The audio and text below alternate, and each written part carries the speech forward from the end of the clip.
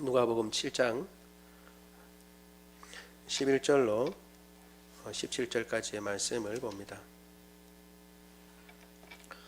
제가 가진 성경으로 신약 101쪽에 있습니다. 누가복음 7장 11절로 17절의 말씀을 교독합니다. 제가 먼저 7장 11절을 읽습니다. 그 후에 예수께서 나인이란 성으로 가실새 제자와 많은 무리가 동행하더니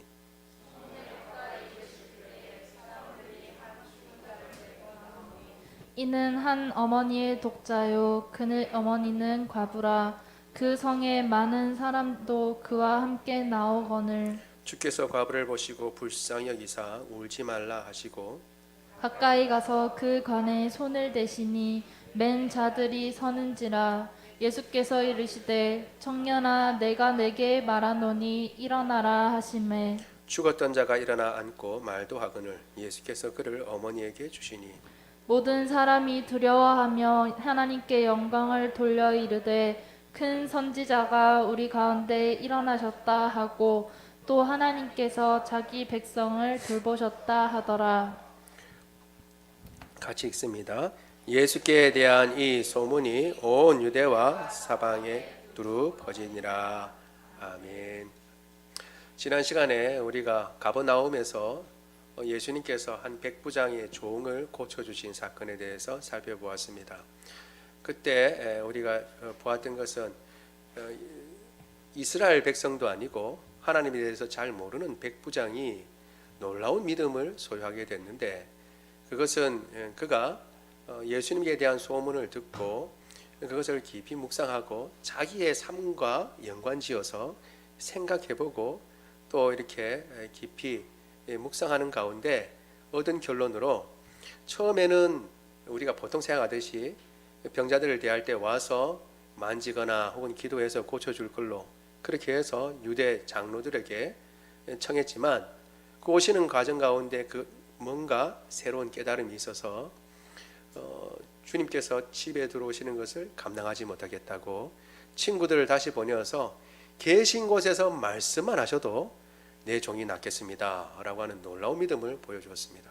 그리고 하는 말이, 나도 다른 사람의 수하에 있고 내 수하에도 부하들이 있는데 가라 그러면 가고 오라 그러면 옵니다. 그런 말을 했습니다. 그 말은 놀랍게도 이 백부장의 종의 병이 예수님의 말씀만으로도 순종하고, 마치 부하가 그 상관의 명령에 순종하듯이 순종하는 그런 상태입니다라는 것을 고백한 것입니다. 놀랍게도 그렇게 고백을 하고, 예수님은 이러한 믿음은 이스라엘 중에도 본 적이 없다라고 크게 칭찬하시고, 내 믿음대로 되라, 될 것이다 라고 말씀하시자 그 친구들이 다시 집에 가보니까 이미 종이 나아 있었다라고 얘기를 하고 있습니다. 그래서 믿음이 얼마나 중요한지, 처음에 믿음은 들으면서 나니까 먼저 여러 가지 들은 것이 많이 있어야 되고 하나님의 말씀을 많이 들어야죠. 잘 듣는 것이 참으로 중요합니다. 그리고 난 뒤에 그 들은 믿음의 말씀을 자기 삶 가운데 적용하고 순종하는 것이 믿음이 성장하는데 아주 중요하다. 백부장이 그것을 보여준 것이다 라고 하는 것을 살펴보았습니다. 오늘 이제 또 나인이라고 하는 성에 예수님이 가셨는데 한 사건이 일어났습니다.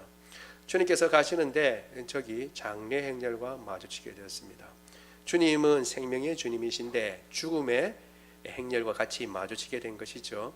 그런데 그 사자가 죽은 사람이 누구냐 하면 젊은 청년인데 과부의 아들이다 라고 얘기합니다. 오늘 본문에 보니까 그 과부는 이 하나밖에 없는 아들이 죽은 그러한 여인이었습니다. 예수님께서 울지 말라라고 말씀하시는 걸 봐서 당연히 그렇겠지요. 하나밖에 없는 아들이 죽어서 지금 장례를 치러 가니까 얼마나 슬펐겠습니까? 아마 통곡을 하고 아마 그렇게 따라갔을 것입니다. 그때 예수님께서 여인을 보고 불쌍히 여기셔서 울지 말라라고 말씀하시고 관에다가 손을 대세요. 사실 유대의 사회에서는 정결의식이라는 게 있는데 부정한 것을 아주 꺼려합니다. 이방인들하고 말하는 것도 꺼려하고 또 죄된 것도 꺼려하고 특별히 죄의 결과로 말미암는 죽음도 꺼려합니다. 그래서 죽음과 연관된 것들을 다 피하는데 특별히 시체를 만지는 걸 아주 꺼려합니다. 그런데 시체가 있는 관을 손에 든다는 것은 상상도 할 수 없는 일인데 예수님께서는 기꺼이 그 관에다가 손을 대십니다. 생각해 보면 예수님은 말씀으로도 고칠 수도 있으신데도 그렇게 하지 아니하시고 관에다 손을 대심으로 예수님의 마음을 사실은 안타까운 마음을 드러내신 것이라고 우리가 생각해 볼 수 있습니다. 그렇게 손을 대시고 장례행전을 멈춘 다음에 청년에게 얘기합니다. 죽은 자인데 마치 살아있는 자인 것처럼 말하면 듣고 그 말에 반응을 일으키는 것처럼 청년에게 일어나라고 말씀하시자 마치 죽지 않았던 사람처럼 일어나서 앉아서 말도 합니다.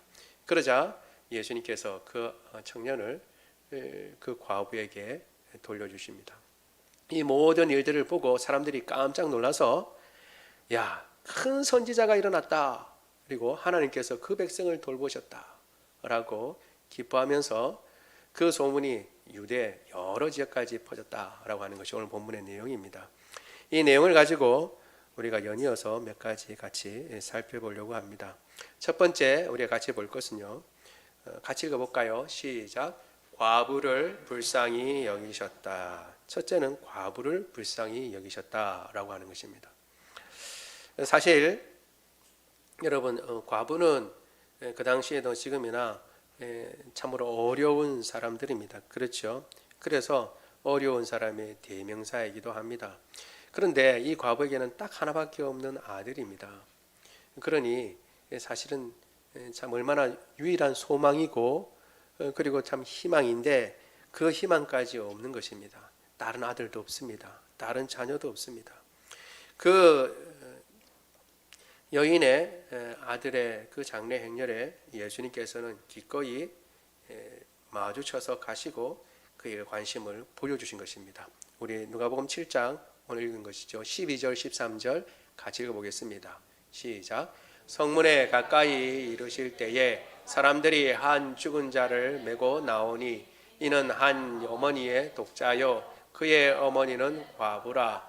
그의 성에 모는 사람도 그와 함께 나오거늘 주께서 과부를 보시고 불쌍히 여기사 울지 말라 하시고. 아멘.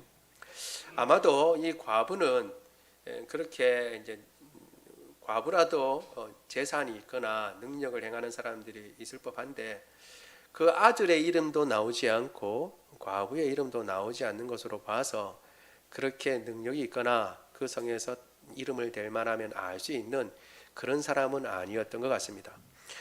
그리고 이러한 과부에 대해서는 성경에서는 계속 이야기를 하고 있습니다. 연약하고 그리고 가장 사회에서 어려운 사람들을 계층을 과부와 고아를 언급합니다. 우리 야고보서 1장 27절 같이 한번 읽어보겠습니다. 시작. 하나님 아버지 앞에서 정결하고 더러움이 없는 경건은 곧 고아와 과부를 그 환난 중에 돌아보고 또 자기를 지켜 세속에 물들지 아니하는 그것이니라. 아멘. 경건이라고 얘기하면서 경건은 고아와 과부를 환난 중에 돌본다라고 얘기했습니다. 그러니까 고아와 과부는 돌봐야 할 연약한 사람의 대명사로 이렇게 이야기를 하고 있는 것이죠. 그런 가운데서 이 과부를 주님께서는 만나신 것입니다. 그리고 이미 말씀드린 대로 그 외아들 청년이 죽은 것을 보시고 같이 슬퍼하시는 것을 우리가 보게 됩니다. 여인을 보고 울지 말라라고 말씀하십니다. 그럴 때에 참으로 그 여인의 마음이 어떨지 여러분 한번 생각해 보면 아들을 잃는데 울지 말라니 지금 보통 사람들은 다 울라라고 하죠. 오히려 울음을 참는 것을 보지 못합니다. 그냥 속 시원하게 울어버려라. 그냥 세상이 다 떠난 것처럼 여기고 그냥 슬픔을 참지 말고 막 울고 한번 그 속에 있는 슬픔을 다 토해내라 라고 얘기를 하죠. 그게 세상의 방법입니다. 왜? 세상은 해결책이 없기 때문입니다. 그러나 주님은 해결책을 갖고 계십니다. 그래서 울지 말라라고 말씀하시는 것입니다. 이 사실이, 그리고 그 아들을 살려주셨죠.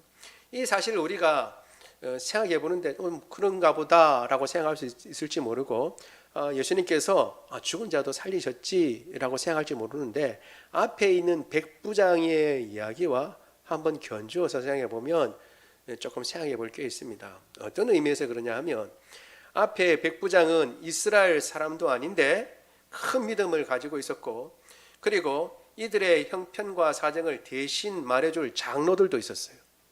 그리고 예수님께서 가까이 왔을 때 보낼 친구 벗들도 있었습니다. 그리고 사실은 백부장은 예수님을 만난 적이 없어요. 그런데도 예수님은 그 백부장의 종을 고쳐주십니다.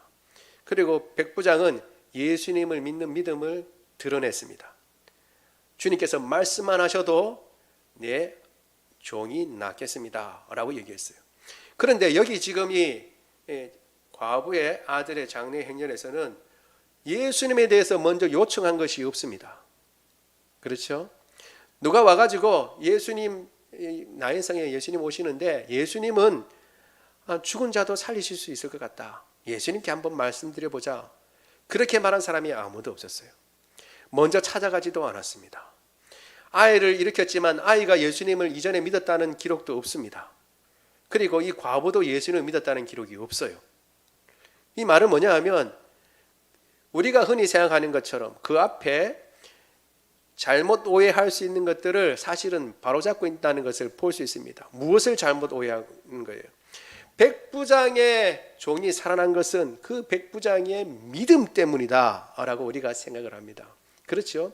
믿음이 크게 부각됐어요. 앞에서는 백부장의 믿음이 아주 크게 부각됐습니다. 뿐만 아니라 곳곳에 성경에서는 뭐라고 얘기하냐면 내 믿음대로 될지어다 라고 말씀하십니다. 그래서 어떤 큰 일을 행하거나 큰 능력이 나타날 때는 무엇이 필요하다고요?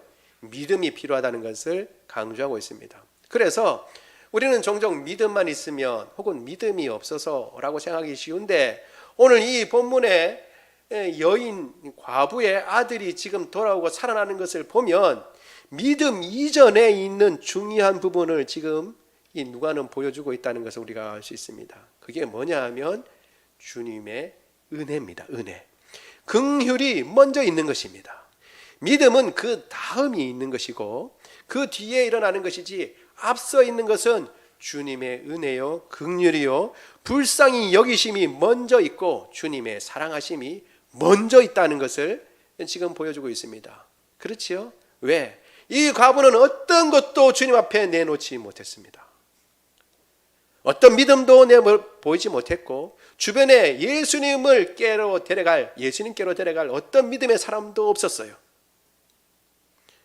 그냥 마치 우연히 부딪히듯이 예수님의 앞길에 장례 행렬을 마주친 겁니다. 그러나 예수님은 믿음이 없다고 내버리시거나, 혹은 능력이 없다고 내버리시거나, 혹은 귀하지 않다고 내버리시지 아니하고, 그 여인의 이름도 나오지 않는 그 과부의 아들, 외아들의 장례의 행렬에 친히 참여하셔서 그를 불쌍히 여기시고 그 아들을 살려주신 것입니다. 여러분, 이것은 오직 그 어떤 것도, 여인으로부터는 그 어떤 것도, 그리고 그 장례 행렬로부터는 어떤 것도 주님으로부터 호의를 받을 만한 것이 아무것도 없었는데, 오직 예수 그리스도의 그 사랑의 마음 때문에 이 여인의 아들이 고쳐졌다라고 하는 것을 보여주고 있는 것입니다. 여러분, 지금도 주님께서는 이와 같은 사랑으로 우리를 사랑하시는 줄로 믿습니다. 그래서 믿음 이전에 사실 무엇이 있느냐? 주님의 은혜와 사랑이 있다는 것을 먼저 보여주고 계시는 것입니다. 우리 로마서 5장 8절입니다. 시작. 우리가 아직 죄인 되었을 때에 그리스도께서 우리를 위하여 죽으심으로 하나님께서 우리에 대한 자기의 사랑을 확증하셨느니라. 아멘. 여기에 보면 우리가 아직 죄인 되었을 때라고 얘기하고 있습니다. 어떤 상황인지 미리 이야기해 주고 있죠. 죄인이 아니고 어느 정도 이제 하나님을 알만한 때, 혹은 하나님 믿음을 가지고 있을 때, 혹은 주님께 경배할 때, 그것이 아니라 여전히 죄인으로 있으며, 그 말은 뭐냐면 하나님을 대적하고 있고 하나님에 대해서 알지도 못하고 그 다음에 하나님에 대해서 반대로 죄를 짓고 있는 그 상황에서 먼저 주님께서, 예수 그리스도께서 우리를 위하여 죽으셨어요. 그리고 하나님은 그 아들을 보내셨습니다. 그리고 우리를 사랑하신다는 것을 보여주셨습니다. 확증해 주셨습니다. 죄인인 너희를 사랑한다. 내가 어떻게 해요? 주님 사랑하시는 것을 우리가 어떻게 알아요? 너희가 아직 죄인 되었을 때에 나는 내 아들을 너희를 위해서, 죄인인 너희를 위해서 내어주었다라고 하는 것이죠. 뿐만 아니라 요한일서는 주님께서 먼저 우리를 사랑하셨다는 것을 강조합니다. 요한일서 4장 19절입니다. 시작. 우리가 사랑함은 그가 먼저 우리를 사랑하셨습니다. 아멘. 우리가 지금 형제자매들 사랑하고 있는데 이 사랑이 먼저 있는 게 아니고, 내가 하나님을 먼저 사랑하는 것 같지만 그러나 그 사랑이 있기 전에 하나님께서 먼저 우리를 사랑하셨다는 것, 그것을 더 강조하고 있는 것이죠. 따라서 생명은 은혜로 얻는 것이지 우리 어떤 공로로 얻는 것이 아니라는 것을 다시 한번 강조하고 있는 것입니다. 여러분, 따라서 우리 과부와 그 아들은 주님의 은혜로 말미암아 생명을 얻게 되고 다시 아들을 얻게 되었습니다. 예수님을 믿었다 아니다 라는 말은 없어요. 그러나 그 뒤에 어떤 삶을 살았을지는 우리가 짐작을 해볼 수 있습니다. 얼마나 기쁘고 감사했겠습니까? 그리고 그 은혜를, 그 생명을 받은 것을 통해서 잠시 동안의 삶이 아니라, 잠시 동안 이제 청년으로 살았지만 그 청년도 결국 어떻게 해요? 다시 죽게 되죠. 나이 들면 죽게 됩니다. 그러나 그 기간 동안에 영원한 생명에 대한 소망을 품고 죽음을 이기신 그 예수님을 바라보고 아마 살았을 것이라고 생각됩니다. 그러면 우리는 또 이런 생각할 수 있습니다. 그래, 내게도 좀 그런 게 있으면 얼마나 좋을까. 내 삶 가운데서도 그런, 완전히 죽었는데 이 청년은 죽은 것처럼 보여서 장사 지내는 것이 아니라 죽은 것이라고 판명돼서 지금 장사 지내러 가는 것이죠. 완전히 소망이 없고 죽은 저 청년이 일어난 것처럼 우리의 삶 가운데도 그런 것이 일어나면 얼마나 좋을까라고 생각할 수 있습니다. 그러나 여러분, 우리가 받은 은혜가 그 과부나 그 청년이 가지고 있는 은혜보다 못하지 않습니다. 왜냐하면 예수님께서는 이렇게 말씀하셨기 때문입니다. 요한복음 20장 29절 같이 한번 읽어보겠습니다. 시작. 예수께서 이르시되 너는 나를 본고로 믿느냐? 보지 못하고 믿는 자들은 복되도다 하시니라. 아멘. 도마에게 하신 말씀이죠. 도마가 없을 때 부활하신 예수님이 다른 제자들에게 나타나셨어요. 다른 제자들이 예수님을 보고, 야, 예수님 진짜 부활하셨다. 우리 예수님 만났다. 그러니까 도마가 얘기합니다. 그 무슨 소리냐? 죽은 사람이 어떻게 살아나냐? 나는 도저히 믿지 못하겠다. 내가 그 십자가에 못 박힐 때 그 난 상처, 그 십자가의 못자국을 내가 만져보고 옆구리의 창자국 내가 만져보고 확인해 봐야만 내가 믿겠다라고 얘기했습니다. 그러자 예수님께서 나중에 도마에게도 보이셨지요. 도마야, 믿음 없는 자가 되지 말고 너 손을 내밀어서 내 못자국하고 창자국 만져봐라. 그리고 믿음이 없는 자가 되지 말고 믿는 자가 되라 라고 말씀해 주셨습니다. 그러자 도마가 얘기했죠. 나의 주, 나의 하나님입니다. 만져보고 믿었어요. 그 도마의 그 고백을 받으시고 예수님이 하신 말씀입니다. 너는 나를 본고로 믿느냐? 보지 못하고 믿는 자가 복되다 라고 말씀하십니다. 우리는 예수 그리스도의 부활하신 것을 손으로 만져보고 도마처럼 직접 그 손에 상처에다가 손을 넣어보지는 않아야 했지만 우리는 다 부활하신 예수님을 믿는 줄로 믿습니다. 그 믿음에 대해서 주님 말씀하신 것입니다. 더 복되다. 우리 죽은 자가 살아난 것을 보지는 못하였지만 우리는 알다시피 우리 모두가 죽었었는데 사실 주님께서 예수 그리스도를 믿음으로 말미암아 살려주셨다는 것을 우리가 믿습니다. 이 믿음 가지고 있을 때에 주님께서 우리를 더 큰 은혜와 사랑 가운데로 인도해 주실 줄로 믿습니다. 주님은 가장 연약한 사람들, 그리고 가장 낮은 사람들을 먼저 챙기시고 그들 향하여 눈길을 두시고 그들을 사랑하십니다. 그 사랑이 우리에게도 나타나서 예수님을 믿고 구원받은 사람들이 된 줄로 믿습니다. 따라서 믿음보다 먼저 있는 것은 하나님의 은혜요, 하나님의 사랑이 먼저 있는 것입니다. 두 번째 우리가 또 생각해 볼 수 있는 것은, 같이 읽어볼까요? 시작. 과부의 죽은 아들을 살리신다. 과부의 죽은 아들을 살리셨다라는 겁니다. 우리 같이 한번 읽어볼까요? 오늘 읽은 본문이죠. 누가복음 7장 14절 15절 같이 읽어보겠습니다. 시작. 가까이 가서 그 관에 손을 대시니 맨 자들이 서는지라. 예수께서 이르시되 청년아 내가 내게 말하노니 일어나라 하시매 죽었던 자가 일어나 앉고 말도 하거늘 예수께서 그를 어머니에게 주시니. 아멘. 예수님께서는 죽었던 청년을 살리셨습니다. 말씀으로 살리셨죠. 그런데 관에 굳이 손을 대실 필요가 없는데 우리 생각에 손을 친히 대셔서 그 안타까운 마음과 그리고 사랑의 마음을 표현하셨습니다. 그렇게 표현하시고 난 뒤에 죽은 청년을 일으키셨습니다. 죽음에서 살리신 것이죠. 우리는 사실 죽음이란 문제를 한번 생각해 봐야 합니다. 왜냐하면 어떤 사람도 피할 수 없는 것이 죽음입니다. 죽음. 모든 것의 결론을 우리는 죽음으로 맞이합니다. 그래서 우리가 혹 어떤 사람은 이야기합니다. 그래, 그러면 내가 죽어버리면 되겠네 라고 얘기하거나, 혹은 그럼 내가 죽어서 그럼 그 빚을 갚을게 라고 얘기를 합니다. 최종적으로 행할 수 있는 마지막이 죽음입니다. 죽음. 그런데 사실 이 죽음은 일반적인 것이 아닙니다. 일반적인 것이긴 하지만 처음 창조 때부터 있었던 것은 아닙니다. 우리가 아는다시피 죽음은 사실 죄의 대가이며 결과인 것입니다. 이것을 아는 것이 중요합니다. 우리 로마서 6장 23절 같이 읽어보겠습니다. 시작. 죄의 싹은 사망이요 하나님의 은사는 그리스도 예수 우리 주 안에 있는 영생이니라. 아멘. 죄의 값은 사망이다, 죽음이다 라고 얘기합니다. 왜 사람들이 죽는가? 죄를 지었기 때문에 죽는 것이죠. 여러분, 우리가 생각해 보면 다 죄인인 것을 고백할 수밖에 없습니다. 우리가 보면 첫사람 아담이 범죄한 이후로 우리는 다 죄 중에 태어나서 죄를 짓습니다. 아이들을 키워보면 다 알죠. 아이들을 키우면 저절로 착하고 선한 것을 따라가기보다는 오히려 나쁘고 죄악된 것을 더 빨리 배웁니다. 그래서 유치원에 보내거나 어린이집에 이렇게 보내면 아이들이 뭘 배워오냐 그러면 욕을 먼저 배워옵니다.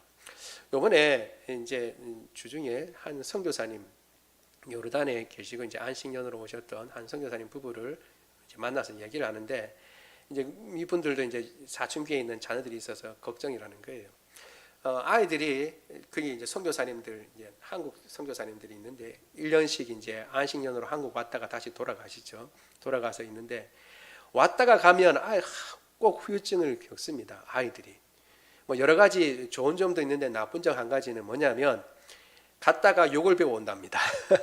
반드시 필수 코스가 애들이 가서 한국말로 욕이란 욕은 다 배워와가지고 애들이 그래 순전하고 애들이 이제 다 착한데 거기 와가지고 이제 욕 배워와서 욕을 하기 시작한다는 겁니다. 어디서 배웠냐면 한국에서 와서 이제 학교 다니면서 그걸 배워오는 거예요. 그래서 좋은 것도 있는데 선교사님들이 전부 다 한국인이라고 하는 정체성을 심어주고, 네가 지금 이 나라에 살지만 너는 한국인이다라는 것을 알리기 위해서 한국에 와서 1년이나 이렇게 학교에 다니고 아이들하고도 어울리라고 이렇게 하는데, 어울리면서 좋은 것도 배우지만 제일 먼저 배우는 것은 욕이라는 거예요. 죄인이라는 것을 보여주고 있는 것이죠. 우리의 성향을 보면 하나님께서 기뻐하시는 것을 행하는 것을 좋아하기보다는 우리의 마음에 좋아하는 것들, 우리의 욕심을 채우기 위해서 발이 빠르다는 것을 보면 금방 알 수 있습니다. 그렇기 때문에 죄의 값인 사망이 우리 가운데 늘 있는 것입니다. 사실 우리가 나이가 들어서 죽겠거니라고 생각하지만 그러나 언제 어디서 죽을지는 모릅니다. 아무도 모르는 거예요. 다만 한 가지 아는 것은 뭐냐면 언제 어디서 죽을지는 모르지만 반드시 사람은 죽는다라는 것입니다. 죽음이 없는 것은 없습니다. 그리고 그것은 모든 사람이 죄를 지었다는 것을 드러내는 증거입니다. 사실 우리가 살아간다고 하지만 삶을 사는 것이 아니라 어쩌면 어떤 철학자가 이야기하는 것처럼 날마다 더 죽어가고 있는지 모르겠습니다. 꽃병에 혹시 거기 사진이 있습니까? 꽃병이 꽂힌 1부 때 썼던 거 혹시 안 나 있습니까? 여러분 꽃병에 꽃을 이렇게 꽂아 놓죠. 그러면 꽃이 활짝 펴 있는 게 제법 오래 갑니다. 그러나 그 꽃은 살은 꽃일까요? 죽은 꽃일까요? 꽃병에 꽂혀 있는 그 꽃은 살은 것일까요? 죽은 것일까요? 화사하게 피어 있는 것처럼 보이지만 그 꽃은 죽은 겁니다. 그렇지요? 왜요? 결국은 시들고 열매를 거두지 못하잖아요. 뿌리에서 잘린 것이죠. 생명의 근원인 뿌리에서 잘려 있습니다. 그래서 당장은 뭐 좀 물을 흡수하고 좀 사는 것처럼 보이지만 죽는 것이죠. 결국 살았냐 죽었냐라는 것은 지금 어떠냐 어떤 모습이냐가 아니라 생명의 근원에 연결되었느냐 아니냐 이것이 중요한데 성경은 사람이 범죄함으로 말미암아 생명의 근원 되신 하나님으로부터 분리됐다고 이야기를 하고 있습니다.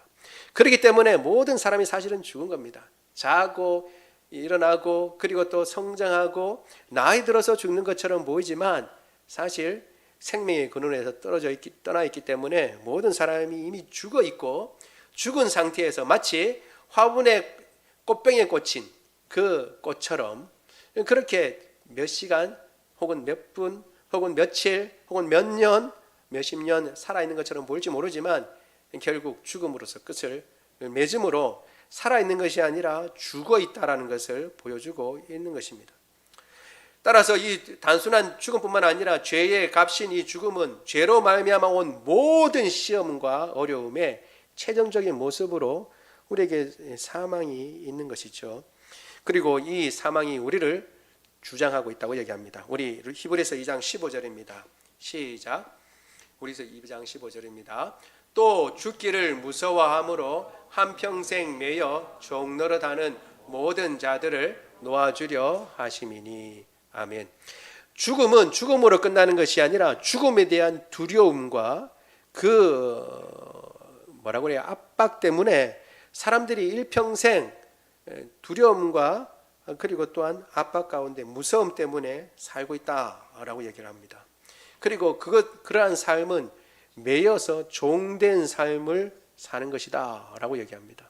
자유롭게 사는 것 같지만 죽음이라는 것을 앞에 두고는 자유롭게 살 수 없는 것이죠. 그런데 그들을 주님께서 해방시켜 주시고 그들을 놓아 주신 것입니다.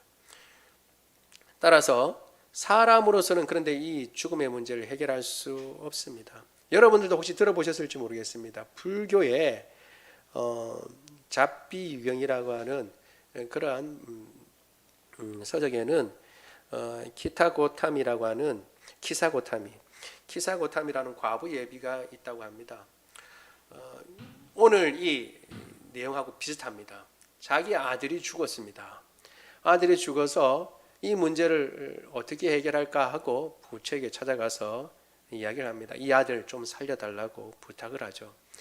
부처가 처음부터 이야기합니다. 이 아들은 살려줄 수 없다라고 얘기합니다. 그럼에도 불구하고 계속 요구합니다. 이 아들 하나밖에 없는 아들을 살려주세요라고 얘기를 하니까 딱 해서 이제 처방을 내놓는데 이야기를 합니다. 그러면 마을로 내려가서 한 번도 상여가 나가지 않은 집, 그러니까 장례를 치르지 않은 집이죠. 상여는 그 관을 메어가는 것이니까 상여가 나가지 않은 집에 가서 향불을 구해와라. 그러면 내가 네 아들을 살려주겠다라고 말씀하셨습니다. 그러니까 그 말을 듣고 마을 돌아다니면서 상여가 나가지 않은 집이 어디 있는지 찾아다녔습니다. 그러나 우리가 다 알다시피 죽음을 경험하지 않은 집은 없습니다. 결국 빈손으로 돌아왔죠. 그런 집이 없다고 합니다.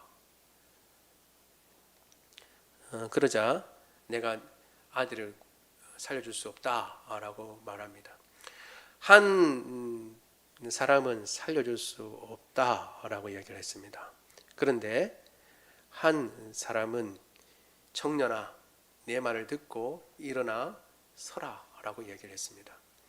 그리고 그 청년은, 죽었던 사람은 일어나 앉아서 이야기를 하고 그리고 살아났습니다. 여러분, 사람은 살 수가 없습니다. 어떤 성자든 어떤 사람이든 죽은 사람을 살릴 수는 없어요. 그러나 우리 성경에서는 예수님은 이 나인성 과부의 아들만 살리신 것이 아니라 우리가 아는 대로 야이로라고 하는 회당장의 12살 된 어린 딸도 살리셨고, 그리고 이미 죽어서 오랜 시간이 장례를 치르고 무덤에서 썩은 냄새가 나는 나사로를 말씀으로 살리셨습니다. 예수님은 죽음을 해결하시고 죽음의 문제를 해결하시는 유일한 분입니다. 그 말은 뭐냐 하면 죄의 문제를 해결하시고 우리 모든 인생의 아픔, 고통을 해결하실 수 있는 능력의 하나님이신 것을 드러내시는 것입니다. 여러분, 우리의 삶 가운데 어떤 문제가 있든 그것이 죽음이 가장 마지막의 문제인데 그 죽음의 문제도 해결하실 수 있다면 다른 문제 해결하실 수 있는 것입니다. 우리의 가족의 문제라든가 얽히고 썰긴 사람의 문제라든가 혹은 경제적인 문제라든가 어떤 문제든지 그 문제 주님은 해결하실 수 있습니다. 단지 하나, 내가 생각하는 방법으로 해결해 주시지는 않을지 모르겠습니다.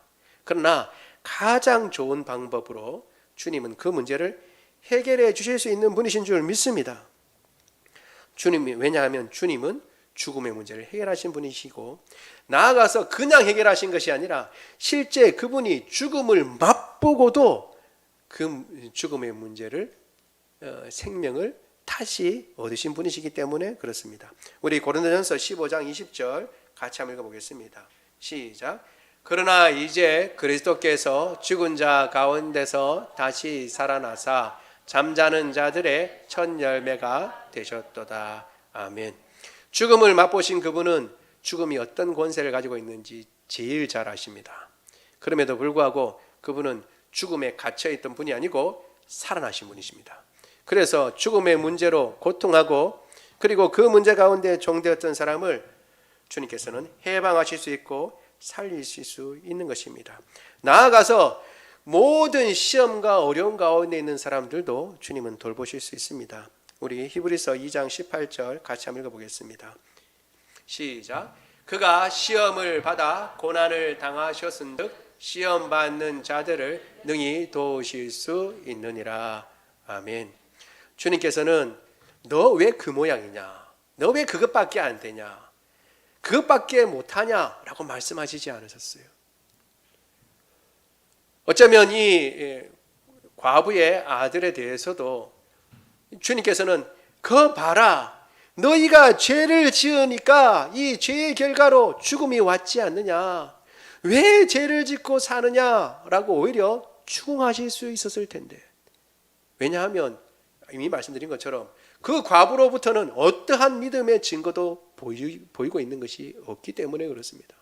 그러나 그 순간에도 예수님은 그들을 책망하거나 혹은 잘못됐다고 말씀하시기 전에 먼저 말씀하십니다. 울지 마라. 울지 마라 라고 말씀하시고 그 장례행렬을 멈추시고 그 아들을 살려주신 분이십니다. 우리의 모든 문제 해결하실 수 있고 우리를 동정하실 수 있는 분입니다. 우리가 어떤 사정과 형편에 있든지 우리의 죽음의 문제까지도 해결하신 이 예수님을 믿고 어떤 상황이든지 의뢰하고 그분 앞에 우리의 모든 시험과 모든 어려움 가운데 맡기고 그분께 해결을 부탁하고 믿음으로 나가는 저와 여러분 되기를 원합니다. 세 번째, 오늘 본문에서 우리가 살펴볼 것입니다. 볼 수 있는 것 한번 볼까요? 셋째, 같이 읽겠습니다. 시작. 하나님께서 자기 백성을 돌보셨다. 우리 누가복음 7장 16절 같이 한번 읽어보겠습니다. 시작. 모든 사람이 두려워하여 하나님께 영광을 돌려 이르되 큰 선지자가 우리 가운데 일어나셨다 하고 또 하나님께서 자기 백성을 돌아보셨다 하더라. 아멘. 이 결과를 보고 사람들이 깜짝 놀랐어요. 그래서 예수님에 대해서는 어떻게 얘기하냐면 큰 선지자가 일어났다라고 얘기하고, 큰 선지자가 일어났다는 것은 무슨 말이냐 하면 하나님께서 자기 백성을 돌보신 증거다라고 얘기를 하고 있습니다. 여러분, 이 사람들의 생각을 우리가 한번 생각해 보도록 하죠. 하나님께서 그 백성을 돌보시는데 돌보심의 증거를 어디에서 찾고 있습니까? 이들의 고백에 의하면 선지자가 나타나는 것을 통해서 찾고 있습니다. 왜냐하면 선지자는 지금 이적을 보여줘서 선지자인 것을 드러내셨지만, 우리가 선지자라 할 때 선지자는 원래 그 뜻은 뭐냐면 하나님의 말씀을 대언하는 사람입니다. 우리가 우리 한글로 번역되어 있는 말이 선지, 그래서 미리 알고 마치 미리 미래 일을 얘기해 주는 것처럼 그런 사람으로 이해하기 쉽지만, 원래 원뜻은 선지자라는 말은 대언자라는 말입니다. 대언자. 그러니까 누구 대신 말을 해주는 사람이죠. 누구 대신, 하나님 대신 말을 해. 하나님의 말씀을 받아서 말하는 사람을 선지자, 그 다음에 예언자라고 번역된 말이 바로 그런 말입니다. 나비랍니다. 성경 히브리 언어는 나비인데 그 뜻은 대언자라는 뜻입니다. 대언자. 그러니까 여러분, 대언하시는 분이 있으니까, 하나님의 말씀이 있으면 하나님이 계신 것이 드러난 것이죠. 그래서 선지자와 하나님과는 밀접한 관계가 있습니다. 밀접한 관계. 그리고 이들의 고백 가운데서 그것을 알 수 있는 것이죠. 또 한 가지 그것을 알 수 있는 것이 이 엘리사 시대 때의 얘기인데, 우리 열왕기하 5장 8절 한번 읽어보겠습니다. 같이 읽어보겠습니다. 시작. 하나님의 사람 엘리사가 이스라엘 왕이 자기의 옷을 찢었다 함을 듣고 왕에게 보내 이르되 왕이 어찌하여 옷을 찢었나이까? 그 사람을 내게 그가 이스라엘 중에 선지자가 있는 줄을 알리이다 아니라. 아멘. 이게 어떤 내용이냐 하면 나아만이라고 하는 아람 장군이 있었습니다. 그런데 이 사람은 자기 나라에서는 영웅이었지만 문둥병자였죠.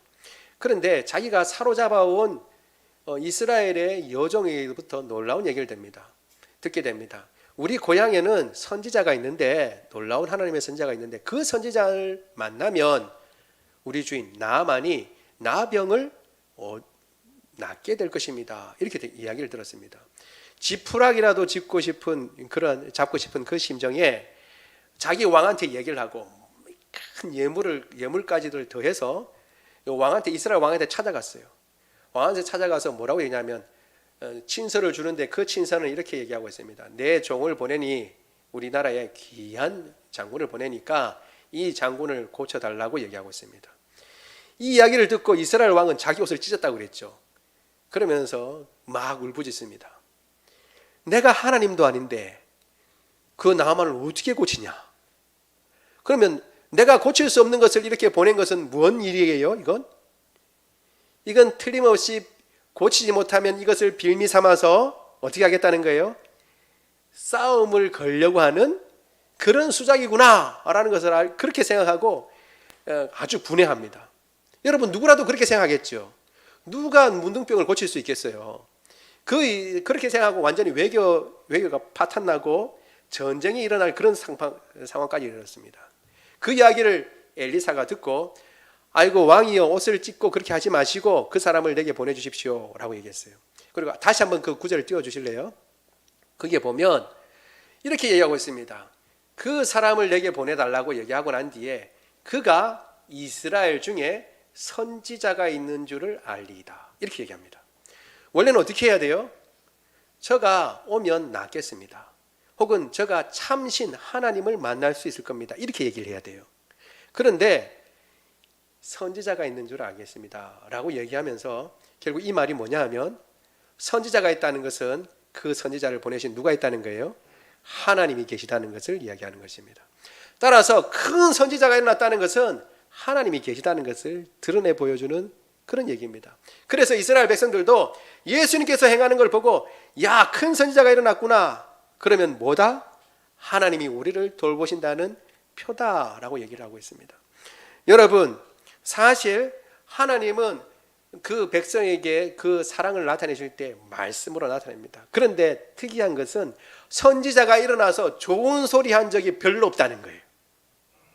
이스라엘 백성들에게 항상 잘못을 지적합니다. 너 이거 잘못했어. 너 저거 고쳐야 돼. 안 그러면 이웃 나라가 와서 칠 거야. 안 그러면 포로로 잡혀갈 거야. 안 그러면 너희는 굶어 죽을 것이고 너희 자녀들은 노예로 팔려갈 것이다. 돌이켜라 라고 하는 말을 주로 한 사람이 누구냐 하면 바로 선지자예요. 그래서 사실 여러분, 엄마가 잔소리하는 이유가 있습니다. 엄마의 잔소리를 나쁘게만 볼 것이 아니라 여러분 생각해야 돼요. 엄마의 잔소리는 사랑의 잔소리입니다. 사랑의 잔소리. 하나님도 아멘이죠. 하나님도 그 백성을 사랑하니까 누굴 보내요? 선지자를 보내서 쉽게 말하면 잔소리 하시는 겁니다. 너 돌이켜라. 안 돌이키면 죽는다. 너 내 말 들어라. 내 말 듣지 않으면 너 큰일 난다 라고 계속 말씀하시는 겁니다. 그 말씀을 하는 사람이 선지자예요. 그러니까 선지자는 하나님의 말씀을 대언하는 것이고, 선지자가 있다는 것은 하나님께서 그 백성에게 관심을 가지고 계시고 지금도 사랑하신다는 표입니다. 왜? 말씀을 하시니까. 말씀을 하시니까. 그런데 우리가 한번 생각해 보도록 하죠. 생각해 보면 이스라엘 백성들에게 그러면 하나님께서 말씀하시지 않은 적이 있었는가? 마치 이들은 지금까지는 선지자가 없다가 예수님께서 이적을 베푸시니까 큰 선지자가 일어났고 하나님이 드디어 우리를 돌보셨다라고 말하지만 실제 하나님께서는 그 백성에게 정말 말씀하시지 않은 적이 있었던가? 어떨 때는 말씀하셨고 어떨 때는 침묵하신 적이 있었는가? 그렇지 않다는 거예요. 우리 이사야 65장 2절 같이 한번 읽어보겠습니다. 시작. 내가 종일 손을 펴서 자기 생각을 따라 옳지 않은 길을 걸어가는 패역한 백성을 불렀나니. 아멘. 주님은 말씀하십니다. 내가 온종일 내 손을 펴서 내 말 안 듣고 딴짓하는 너희들 내가 불렀다. 그 일 하지 말고 돌아서라. 그 길은 멸망의 길이다. 그 길은 죄악의 길이다. 돌이키고 내 말을 들으라. 말하시지 않은 적이 한 번도 없습니다. 그들은 생각에 어떤 선지자가 말했다라고 생각하지만 하나님은 이스라엘 역사상 한 번도 말씀하시지 않고 침묵하신 적이 없습니다. 마찬가지로 그때만 그런 것이 아니라 지금도 마찬가지죠. 지금도 여러분 여전히 말씀이 선포되고 말씀을 읽고 말씀을 들을 수 있다는 것은 무엇을 나타내는 거예요?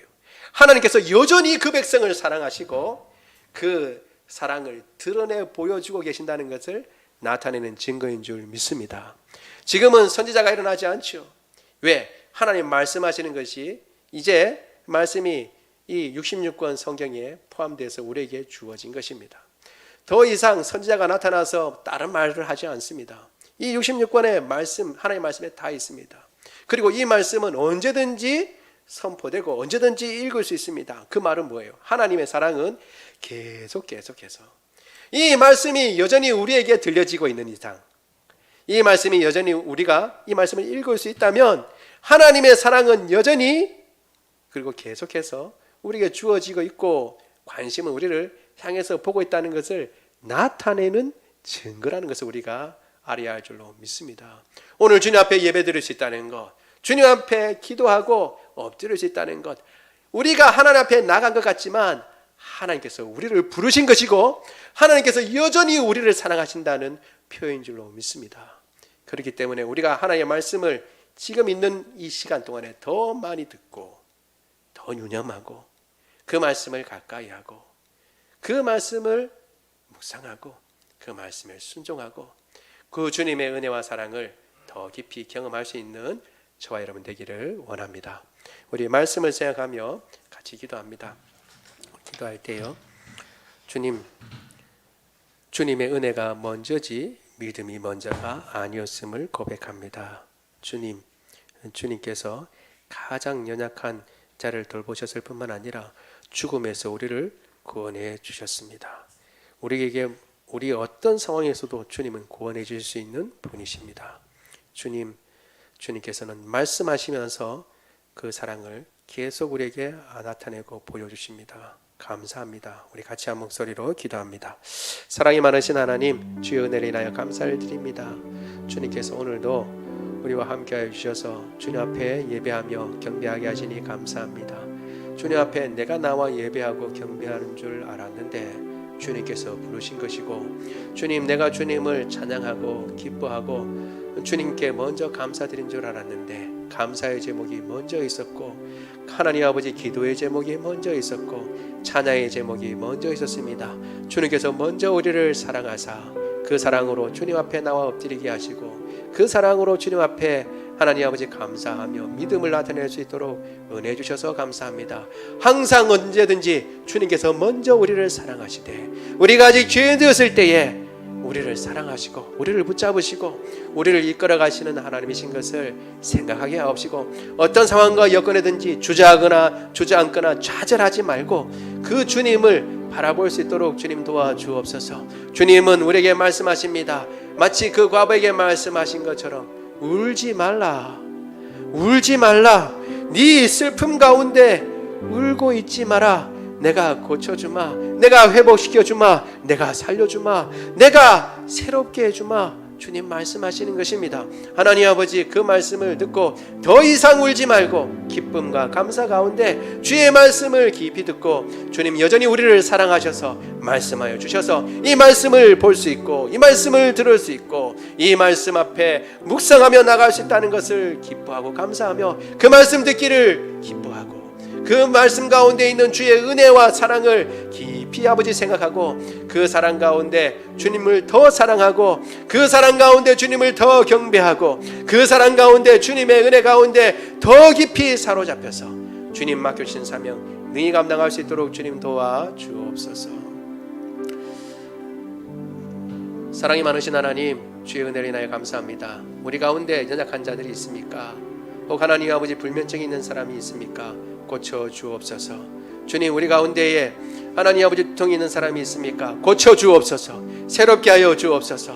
주님, 우리 가운데 암세포가 있는 사람이 있습니까? 다 도말하여 주옵시고, 코로나 바이러스 주님 도말하여 주시고 깨끗하게 하여 주옵시고, 우리 가운데 하나님 아버지 혹 호르몬의 이상이 있는 사람이 있습니까? 주님 고쳐 주옵소서. 맑은 정신을 주옵소서. 몸의 균형을 주옵시고, 모든 뼈마디가 제자리를 찾게 하옵시고, 하나님 아버지 모든 하나님 아버지 주님 어긋난 것들, 하나님 아버지 이그러진 것들, 하나님 아버지 조화롭지 못한 것들 주님께서 붙잡아 주셔서 신경도 바로 세워주시고, 모든 하나님 아버지 근육도 제자리를 찾게 하옵시고, 모든 몸속에 있는 염증들 다 고쳐주셔서 건강하고 강건하여 주님 맡겨주신 그 모든 사명 능히 감당할 수 있도록 도와주옵소서. 우리 주 예수 그리스도 이름으로 기도드리옵나이다. 아멘. 다 같이 일어나셔서 찬양합니다.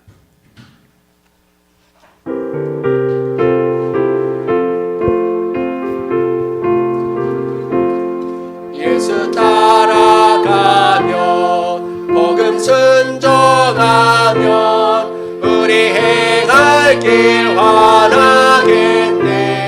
주를 의지하며 순종하는 자를 주가 늘 함께 하시리라. 의지하고 순종하는 길은 예수 안에 즐겁고 복된 길이로다. 해를 당하거나 우리 고생할 때 주가 위로해 주시겠네. 주를 의지하며 순종하는 자를 주가 안위해 주시리라. 의지하고 순종하는 길은 예수 안에 즐겁고 복된 길이로다. 남의 짐을 지고 슬픔 위로하면 주가 상급을 주시겠네.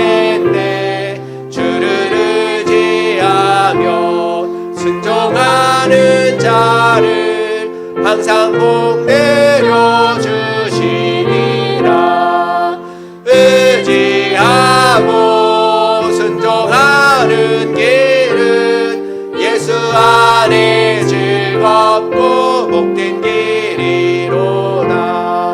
우리 받은 것을 주께 다 드리면 우리 기쁨이 넘치겠네.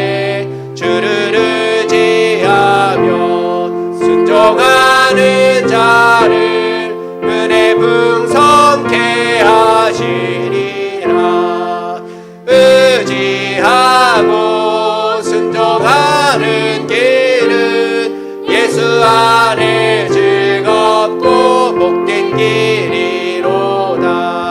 주를 힘입어서 말씀 잘 배우고 주를 모시고 살아가세. 주를 의지하면 항상 순종하면 주가 사랑해 주시리라. 의지하고 순종하는 길은 예수 안에 즐겁고 복된 길이로다. 아멘. 지금은 우리 주 예수 그리스도의 은혜와 하나님 아버지의 무궁하신 사랑하심과 성령님의 교통하심이 오직 믿음보다 앞선 주님의 그 놀라운 사랑과 그 은혜를 갈구하고 그 은혜가 아니면 안 되기에 주님의 은혜에 항상 머물려고 하며 그것을 바라보고 가장 낮은 자리, 가장 연약한 자리, 죄인의 자리까지 오셔서 우리의 죽음의 문제를 해결하신 그분을 바라보며 그분을 생하는 까닭에 어떤 어려움과 여건 가운데서도 오직 그분을 바라보며 그분께 모든 것을 맡겨 지금도 말씀하시고 지금도 여전히 우리를 사랑하시는 그 사랑이 한 번도 약해지지 아니하신 그 하나님을 바라보며 그 말씀에 더욱 주의하고 귀를 기울이고 그 말씀을 순종하겠다고 다짐하는 주의 모든 백성들 머리 위에 지금부터 영원토록 함께 하시기를 간절히 축원하옵나이다. 아멘.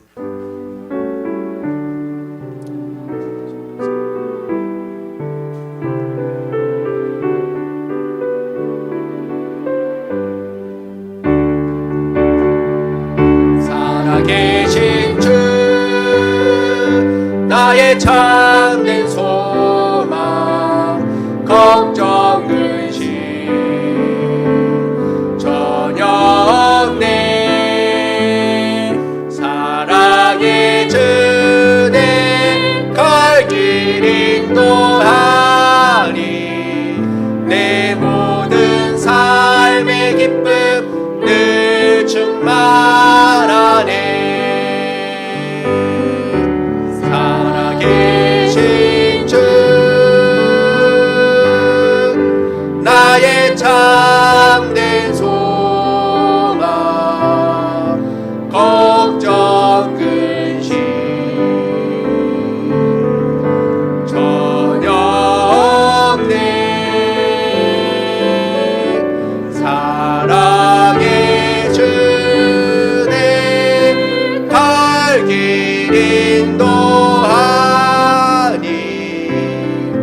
내 모든 삶의 기쁨 늘 충만하네.